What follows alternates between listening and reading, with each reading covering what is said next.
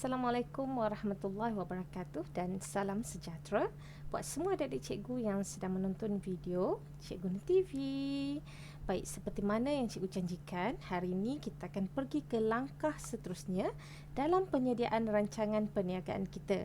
So, hari ini kita akan bincangkan bagaimana untuk menulis rancangan pentadbiran.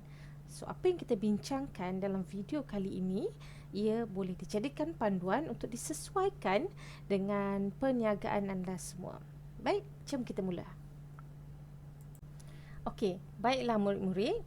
Jadi ini adalah senarai lah, orang kata senarai butiran yang perlu dimasukkan dalam rancangan pentadbiran dan organisasi ini. Okey, ada berapa? 1, 2, 3, 4 perkara yang besar lah. Okey, yang pertama adalah jenis struktur organisasi berdasarkan bahagian fungsian. Okey, yang ini kita buat carta organisasi lah. Okey, so carta organisasi tu minimum 3 lapisan. Okey, jadi contohnya kalau atas tu pengurus, okey, bawah dia kerani dengan penyelia dan bawah dia tu pekerja operasi. Jadi ada 3 layer.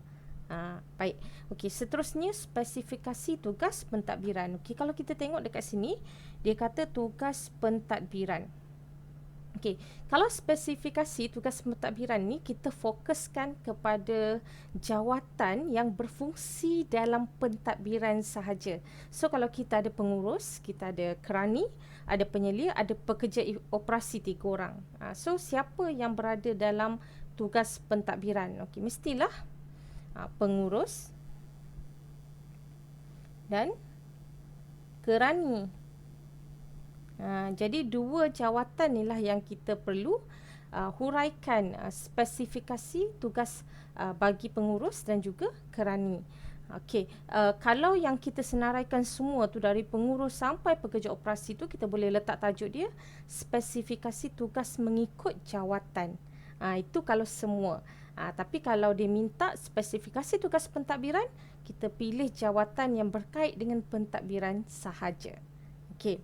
Seterusnya penggajian. Okey, penggajian ni ada 2 perkara yang perlu kita tengok. Okey, yang pertama adalah jadual imbuhan dan gaji termasuk KWSP dan Perkeso.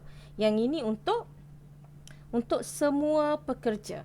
Jadi semualah dari pengurus, kerani, penyelia, pekerja operasi, itu semua kita masukkan dan kita kena kira KWSP dia, Perkeso dia macam mana.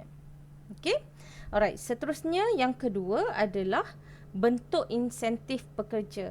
Bentuk insentif pekerja ni murid-murid semua boleh tengok dalam bab 1 perniagaan tingkatan 5 dalam buku teks pengurusan sumber manusia. Di bawah subtopik gaji, upah dan allowance tu ada insentif pekerja ni. So bolehlah pilih. Dia ada banyak kan, dalam tu ada 12. So pilihlah yang mana yang bersesuaian. Ambillah at least ambillah dalam dalam 3 ke kan, 3 insentif yang bersesuaian dengan perniagaan kita lah. Okey. Dan yang terakhir adalah kos-kos perbelanjaan. So kos-kos perbelanjaan ni kita boleh senaraikan kos-kos pentadbiran dan juga keperluan pejabat. Jadi inilah 4 perkara besar yang perlu ada dalam rancangan pentadbiran anda. Baik, kita tengok macam mana kita nak tulis semualah keempat-empat rancangan pentadbiran ini. Okey. Yang ni cikgu padam dulu sebab dia mengganggu. Sebab dia mengganggu. Alright. Okey, kita tengok dekat sini. Ni yang pertama cikgu tunjuk adalah jenis struktur organisasi. Okey. Buatlah ayat sikit dekat atas ni. Okey, jenis struktur organisasi yang dipilih adalah struktur organisasi berdasarkan fungsi. Di struktur organisasi kan ada macam-macam kan, berdasarkan fungsi, geografi lah kan. Jadi yang mana yang bersesuaian dengan kita. So kalau milikan tunggal biasanya struktur organisasi yang berdasarkan fungsi lah. Okey. Jadi yang cikgu buat ni, carta organisasi ni, cikgu berpandukan kepada soalan SPM tahun ni lah, yang kertas 3 yang dia bagi dah dekat situ kan, sumber manusia 1 pengurus, seorang pengurus, kemudian seorang staf sokongan, 2 orang dan 3 orang pekerja operasi. Yang ni. Ini memang dah diberi dalam soalan kita. Jadi cikgu ikut sahaja yang itulah. Okey. So pengurus mestilah atas sekali. Takkanlah pengurus ada kat bawah kan. So pengurus, okey, kalau murid-murid nak tulis nama pengurus tu siapa, bagi setiap jawatan tu ada nama dia, pastikanlah tulis tu nama tu berada dalam kurungan. Kan. Kemudian ini adalah layer yang pertama. Okey, kemudian layer yang kedua ada kerani dan penyelia. Okey, bawah kerani ni tak ada siapa-siapa.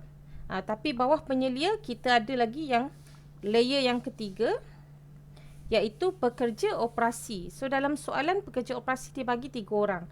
Jadi cikgu pun tulis 3 orang. Okey, cikgu nak pesan sedikit, kalau kita nak buat carta organisasi ni, pastikan kita punya cabang tu, pokok tu, ni pokok ni kan. Okey, macam ni je. Macam ini sahaja. Tak payah, jangan tulis anak panah kan. Sebab dalam carta organisasi dia tak guna anak panah tu. Kita buat garisan biasa sahaja, macam yang cikgu buat ni. Okey, so clear yang ini Baik, kalau macam tu kita teruskan. Okay, kita pergi kepada spesifikasi tugas pentadbiran. Jadi macam cikgu bagi tahu tadi, kita ambil jawatan yang berkait dengan pentadbiran, iaitu satu pengurus dan satu lagi kerani. Okey, untuk kerani ni cikgu lupa nak cakap. Bagi cikgu advice kita tulis kerani saja, tak payahlah kita tulis kerani pentadbiran ke, kerani keuangan ke. Sebab kalau milikan tunggal ni biasanya kalau ada kerani pun seorang saja. Kerani itulah yang buat pentadbiran juga, kerani itulah juga yang buat dalam keuangan. Jadi nanti, jika diminta spesifikasi tugas keuangan, so kerani ni kita boleh masukkan, tapi dekat tanggungjawab utama tu yang berkait dengan urusan keuangan sahaja, pembayaran dan sebagainya. Yang itu yang berkait. So untuk yang bawah pentadbiran ni, apa-apa sahaja tugas yang berkaitan dengan kerja-kerja pejabat pentadbiran ni. Baik. Faham kat situ? Okay. Alright. So cikgu cakap macam you all tengah tengok cikgu lah kan. Okay, inilah yang ni boleh cari dekat mana. Senang saja. Cari je dengan pakcik Google. Google je lah. Okay. Spesifikasi tugas pengurus syarikat atau spesifikasi tugas kerani. So tengoklah mana yang bersesuaian, masukkanlah dalam tanggungjawab utama ni. Minimum boleh ambil 3 tanggungjawab. Maksimum ambil lah 5. Kan, tak payahlah banyak sangat, sikit sangat pun tak sesuai juga. Orang kata tengah-tengah macam tu kan. Okey. So ni tak ada masalah, senang saja. Kemudian, kita tengok pula kepada penggajian. Yang penggajian ni lah yang nak kena tengok teliti sedikit. Ini adalah jadual imbuhan dan gaji termasuk KWSP dan Perkeso. Yang pertama sekali kita tulislah bilangan ini Tulislah bilangan. Kemudian jawatan ni dia dah bagi tahu tadi dia nak untuk semua pekerja. Jadi semua sekalilah. Daripada pengurus, kerani, penyelia, penghantar barang 1, penghantar barang 2, penghantar barang 3. Untuk makluman, apa yang cikgu bagi ni adalah syarikat yang sama yang cikgu buat dari ringkasan eksekutif tu. Semua yang samalah contoh dia. Cikgu buat contoh syarikat kurier. Nanti sesuaikan dengan syarikat anda semua, dengan perniagaan anda semua. Cara dia sama saja, cuma sesuaikan saja dengan perniagaan masing-masing. Kemudian yang ini gaji kasar.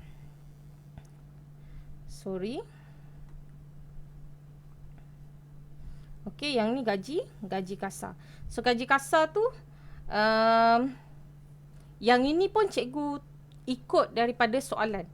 Soalan bagi untuk pengurus 2,500, untuk staf sokongan 1,500 dan staf operasi 1,200. So cikgu ambil bulat-bulat je daripada soalan.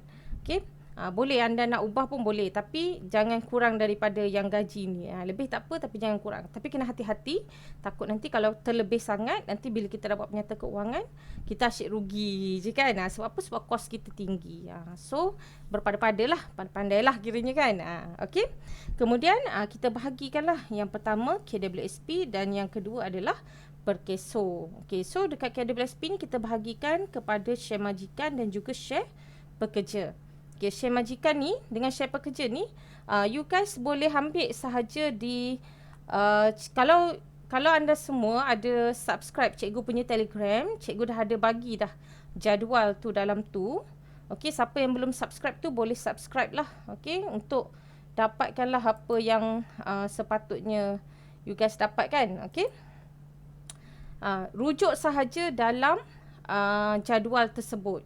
Rujuk dalam jadual yang telah diberikan. Sama juga dengan pekeso, kita ada share majikan dan kita ada share pekerja. Pun sama, rujuk sahaja dalam jadual yang dah diberikan dalam laman web pekeso tu. Boleh search sahaja kan, KWSP, search pekeso, dia ada dah dekat dalam tu. Okay, so tengoklah dalam jadual tu kan, dari dia punya orang kata daripada 2,500 kepada 2,570 ke berapa macam tu lah kan. Dalam range yang tu berapa dia punya share, range yang ini berapa dia punya share. Jadi kita tengok dalam jadual tersebut. Okay, cikgu nak tunjuk pun sekarang ni cikgu tengah mirror cikgu punya ni. Mungkin next video ke cikgu tunjukkan. Okay, so sekarang apa yang anda boleh buat, cuba pergi ke laman web KWSP dan pergi ke laman web pekeso, ada jadual dalam tu.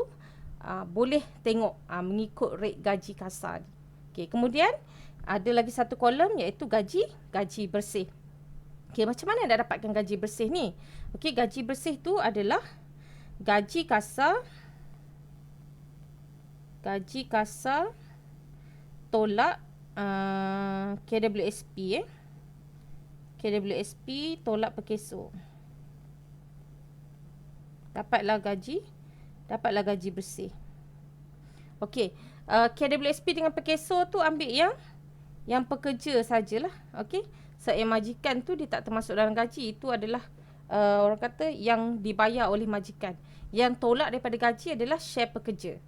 Okey, jadi macam ini 2,500 tolak 227 tolak RM12.25. So dapatlah RM2,260.75. Macam itulah. Dan kiralah seterusnya sampai bawah. Okey, kiralah sampai bawah ni. Okey. Okey, cikgu rasa tak ada masalah kan? Faham kan? Okey, kemudian kita pergi kepada bentuk insentif pekerja. So bentuk insentif pekerja ni boleh carilah di macam cikgu bagi tahu tadi dalam buku teks kan, di bahagian gaji, upah dan allowance tu. Kan, faedah tu boleh pilih yang mana yang bersesuaian. Macam cikgu pilih dekat sini cuti tahunan, insurans berkelompok dengan kemudahan perubatan. Dan kena hati-hati kalau kita pilih insentif yang menyebabkan kita kena bayar bulanan. Contohnya macam cikgu masukkan insurans berkelompok. Jadi nanti bila kita buat penyata keuangan nanti jangan lupa masukkan bayaran insurans berkelompok tu dalam kita punya keuangan kita. Yang tu kena alert lah. Okay, tapi kalau yang tak melibatkan keuangan macam kemudahan asrama ke apa ke, tak apa. Dia yang berkait dengan pembayaran secara bulanan ni yang kita kena alert. Okay, so bila kita dah pilih bentuk insentif yang kita nak bagi kepada pekerja kita, kita huraikanlah sikit mengikut kesesuaian dan kehendak kita lah. Okey, macam cikgu kata cuti tahunan. Okey, setiap pekerja diberi 15 hari cuti tahunan yang boleh diambil pada bila-bila masa sepanjang tahun tanpa dikenakan penalti atau potongan gaji. Dia ada masuk penerangan sedikit lah, cuti tahunan tu cuti tahunan yang bagaimana, macam tu berapa hari kan. Okey, kemudian insurans berkelompok, insurans premium bagi perlindungan risiko kemalangan dan kematian semasa bekerja untuk semua pekerja yang bukan disebabkan kecuaian semasa bekerja. Okay, kemudian kemudahan perubatan. Bagi setiap kos perbelanjaan perubatan ditanggung oleh syarikat sekiranya mendapatkan rawatan di klinik-klinik panel yang terpilih. Buatlah huraian sedikit, penerangan sedikit bagi bentuk insentif pekerja yang anda pilih. Okey? Alright, dan yang terakhir, belum terakhir lagi. Ialah terakhir kos-kos perbelanjaan lain, tapi ada 2 jadual yang kita perlu buat. Okey, so kita pergi kepada yang pertama adalah senarai keperluan pejabat. So senarai keperluan pejabat ni, fikir je lah kan. Dalam pejabat apa yang ada? Ada meja, ada kerusi kan, ada printer, ada telefon, faksimili, apa-apalah yang awak rasakan itu adalah keperluan pejabat. Boleh masukkan dalam ni. Tak payahlah banyak sangat kan. 10 ke, cukup lah. Okey, so yang ni yang cikgu letakkan. Ni contoh je lah. Okey, janganlah ikut. Janganlah ikut cikgu kan. Apa yang awak rasa sesuai, awak ambil. Okey, yang lain tu fikirlah mengikut perniagaan anda. Tapi selalunya dalam pejabat tu benda yang sama je yang ada kan. Okey. So, meja, kerusi, rak fail, kaunter pembayaran, pendaftar tunai, kalkulator, komputer, pencetak, penghawa dingin, kan. Alright. So, kita dah tahu dah apakah jenis dia. Okey, kita kena fikirkan pula berapa unit bagi setiap jenis tu. Berapa unit. So, contoh, meja cikgu nak 3. Meja nak 3. Kerusi nak 3. Kan? Rak nak 2. Kaunter pembayaran nak 1. Kan? So, fikirlah berapa jumlah yang kita perlukan. Dan orang kata riki-rikilah harga yang sesuai, yang bersesuaian. Boleh je search dekat Google kan. Meja pejabat. Tengok harga dia berapa. So, cari je lah yang dalam average yang macam tu. Tak payahlah beli yang mewah kan. Yang orang kata yang seadanya lah untuk pejabat kita. Okey. So, kalau macam ni, cikgu letak meja harga 100. Jo, kalau 3 jadi 300. Ini darab lah Ni darab. Darab ni lah. Semua ni untuk dapatkan jumlah ni. Okey. Kemudian dah dapat ni semua ni. Okey, tambahkan. Untuk dapatkan yang bawah ni. Okey. Kemudian, kita terangkanlah sedikit kat sini. Okey, perabot dan alatan pejabat di atas diperolehi secara sewa beli daripada pembekal perabot dan alatan pejabat zafir sendirian berhad. Kita dah mention dah, kita dah tahu dah pembekal kita adalah zafir sendirian berhad. Kenapa cikgu tulis kat sini perabot dan alatan pejabat ni diperoleh secara sewa beli? Sebab memang ada dalam soalan, dalam arahan soalan dia dah kata perabot dan alatan pejabat ni diperoleh secara dibeli secara sewa beli dalam tempoh 2 hingga 3 tahun pada kadar yang tertentu. Jadi bila soalan dia dah bagi tahu macam tu, kita kena ikutlah. Janganlah kita soalan dah kata sewa beli, kita nak buat beli cash. Dia jadi macam tak mengikut kehendak soalan lah. Alright. Okey, kemudian kita buat kira-kira sedikit lah untuk lebih faham. Okey, tadi nampak tak dekat sini? Semua sekali keperluan pejabat ni jumlah dia adalah 10,510. So ini adalah jumlah kos dia. Okey, 10,510. Okey, kemudian cikgu buat dekat sini, cikgu bayar deposit 10% atas kos. Okey, jadi 10% daripada ni. Daripada ni akan dapat ni. 1051.00. Okey, RM1,051. Maksudnya cikgu bayar deposit kepada pejabat zafir tu RM1,051. Jadi tinggal berapa? Berapa hutang kita? Tinggal RM9,459. Jadi tinggal RM9,459 yang ni. Okey, kemudian kita kena ingat sebab kita beli secara sewa beli, kita ada faedah. So dekat sini cikgu letak faedah sewa beli perabot dan alatan pejabat ni sebanyak 5% per annum. Okey, 5% setahun. Jadi kita kiralah. Okey, tadi jumlah yang perlu dibayar ni RM459. Okey, kita darabkan dengan 5%. Kemudian kita darabkan dengan 2 tahun. Sebab apa? Sebab cikgu buat pembiayaan sewa beli cikgu ni selama 2 tahun. Kalau buat 3 tahun, darab 3 lah. Cikgu buat 2 tahun saja. Dia dalam soalan 2 hingga 3 tahun. Jadi awak pilih 2 ataupun 3. So cikgu pilih 2. Jadi berapa? RM945.90. Jadi berapa bayaran sewa beli ni? Kita tambahlah jumlah yang dibayar ni. Jumlah yang dibayar. Okey, jumlah perlu dibayar ni yang kita dah tolak apa? Yang kita dah tolak dengan deposit kita. Kita tambah dengan jumlah faedah. Okey, dapatlah ni 10404.90. Ini adalah jumlah bayaran sewa beli. Okey, kemudian kita tulis dekat bawah ni, bayaran bulanan sewa beli adalah sebanyak RM433.54. Okey, iaitu harga jumlah bayaran sewa beli ni kita bahagikan dengan 24. Kenapa bahagi dengan 24? Sebab 2 tahun. Jadi 24 bulan. Jadi berapa yang kita kena bayar sewa beli ni secara bulanan? Okey, kita kena tahu bayaran asas dia, okey, bayaran prinsipal kita adalah RM394.13. Okey, kemudian faedah dia adalah RM39.41. Jadi dapatlah RM433.54. Sama tak dengan yang ni? Sama Okey. Ini penerangan lah. Penerangan yang ini adalah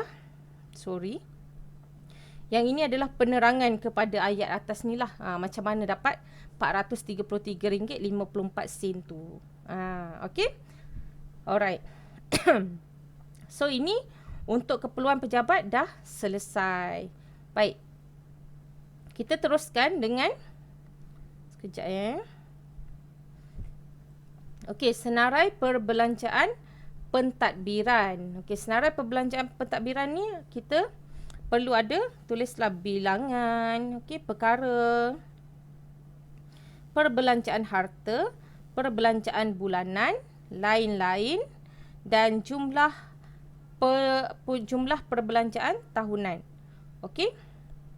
So, yang pertama adalah gaji, gaji pengurus dan juga gaji kerani. Okey, so gaji pengurus dengan gaji kerani ni dia bukan harta tapi dia adalah perbelanjaan bulanan. Jadi masukkan di bawah perbelanjaan bulanan ni. Okey.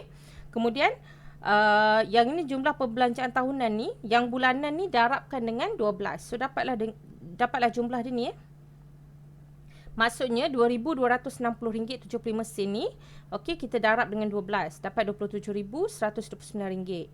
Okey, yang ni pun sama. Cikgu buatlah ni.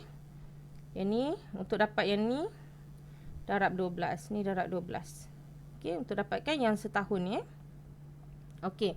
Kemudian kita ada caruman KWSP. So kita buat KWSP majikan, KWSP pekerja. Kemudian pekeso majikan dan pekeso pekerja. Yang ni pun sama, kita bagi secara bulanan. Jadi tulislah, okey, sebulan KWSP majikan berapa. Okey, kemudian caruman pekerja berapa. Untuk pekeso pula majikan berapa, pekerja berapa. Okey. Ini kan dapat 526 ni. 526 ni adalah kita tambah KWSP caruman majikan untuk pengurus tambah dengan untuk kerani. Sama juga yang pekerja ni pengurus tambah kerani. Pekeso pun sama, pengurus tambah kerani. Untuk pekerja pun pengurus tambah kerani. Kita tambahkan je terus dalam perbelanjaan bulanan ni. Maksudnya sebanyak itu kita kena bayar pada bulan tersebut. Okey, untuk pentadbiran lah. Kemudian sama juga untuk dapatkan perbelanjaan tahunan ni. Untuk dapatkan perbelanjaan tahunan ni kita kena darab dengan 12. So ni darab 12. Okey. Darab 12, dapatlah ni Okey, kemudian yang bawah ni dari nombor 7 sampai nombor 15 ni. Okey, yang ini adalah dari senarai keperluan pejabat ni. Okey, dari senarai keperluan pejabat ni awak just copy paste je lah. Okey, copy paste je kat bawah tu. Okey. So masukkan dekat bawah ni. Ini masukkan dekat bawah ni, jadikan dia kita masukkan dekat perbelanjaan tahunan. Ni okey.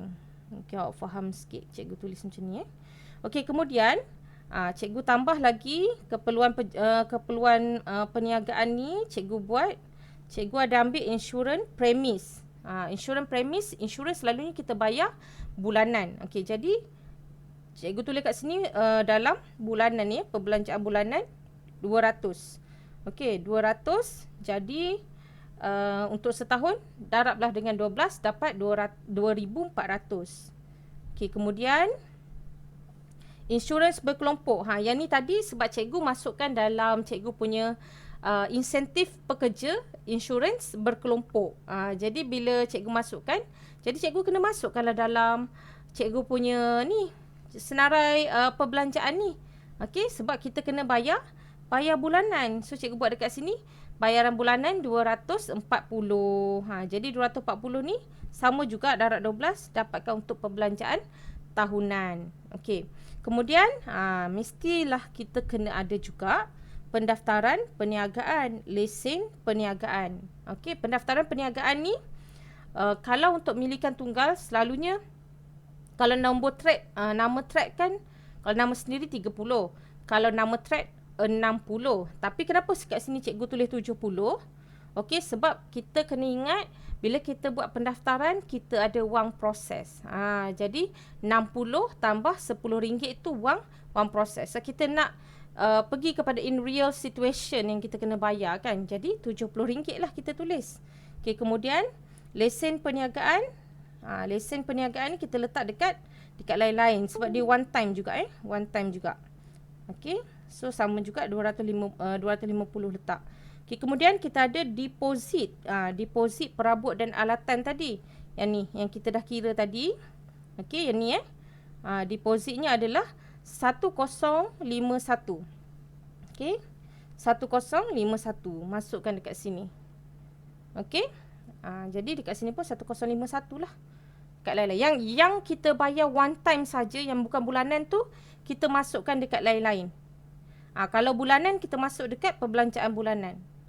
Yang harta ni kita copy paste dari yang atas tadi. Keperluan pejabat tadi.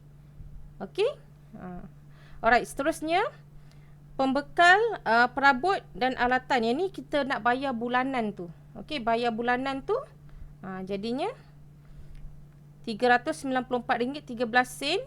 Kemudian faedah sewa beli RM39.41. Yang ni pun sama. Untuk dapatkan perbelanjaan tahunan, darablah dengan 12. Ini pun darab dengan 12. Okey. So, dah selesai macam ni. Kita jumlahkan lah. Okey, yang ni kiralah yang ni berapa dapat. Yang ni pergi ni berapa dapat. Okey, ni semua jumlahkan bawah ni. Tambah semua ni dari atas sampai ke bawah. Nak bagi tak nak salah kira tu, bolehlah masukkan copy paste data ni, masukkan dalam Excel. Okey, kemudian kita auto sumkan. So dapatlah jawapan dia. Sebab kadang-kadang kita nak tekan kalkulator tu, mungkin kita tersalah tekan kan. So just highlightkan semua.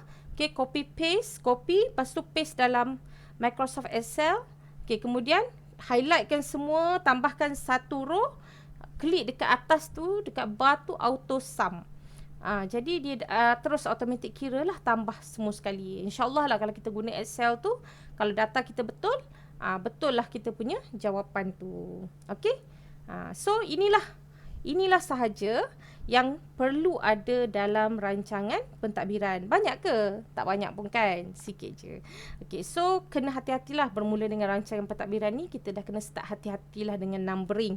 Sebab nanti bila kita dah masuk dengan keuangan nanti, kita akan ambil jumlah-jumlah besar dalam rancangan pentadbiran, rancangan operasi untuk masukkan dalam keuangan kita.